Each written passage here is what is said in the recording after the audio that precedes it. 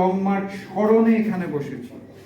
Farakka long March স্মরণ করার আগে আমি বিশ্বাস করি মজলুম জননেতা মৌলানা ভাসানীকে স্মরণ করা প্রয়োজন। আমরা ইতিহাস থেকে মৌলানা ভাসানীর নাম মুছে ফেলার একটা প্রক্রিয়ায় আছি। আমরা ইতিহাস থেকে আমাদের দেশের যারা জাতীয় নেতা তাদেরকে মুছে ফেলার চেষ্টা করছি। এমন একটা পরিবেশ পরিস্থিতিতে আছি যখন পাঠ্যপুস্তক হোক, আলোচনা হোক আর কার্যক্রম হোক, শুধুমাত্র সেখানে শেখ মুজিব আর শেখ হাসিনা থাকবে, আর কাউকে থাকতে দেওয়া হবে না।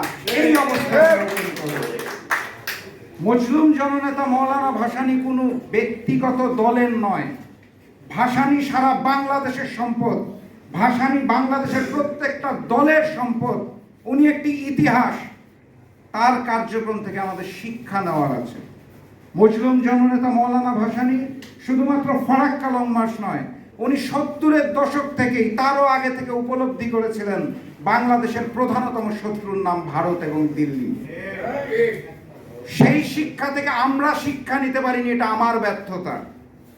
আমি মনে করি আমার মরহুম পিতা 80-র দশক থেকে ভারতীয় আগ্রাসন বিরোধী আন্দোলনে নেতৃত্ব দিয়েছেন শফিউল আলম প্রধান। আমাদের এই মানুষগুলোর থেকে শিক্ষা নেওয়ার আছে। আমরা এই সময় দাঁড়িয়ে একটি কথাই বলতে চাই, ভারতের আগ্রাসনকে রুখতে হলে সর্বপ্রথম ভারতের আমরা পানির ন্যায্য হিস্সা পাবো। এবং মজলুম জননেতা মৌলানা ভাসানী যেই বাংলাদেশের স্বপ্ন দেখেছিলেন, বাংলাদেশের মুক্তিযোদ্ধারা যেই স্বপ্ন দেখেছিলেন, সেই স্বপ্নের স্বাধীন সার্বভৌম বাংলাদেশ গড়ে তুলতে পারবে। বক্তব্য দীর্ঘায়িত করব না।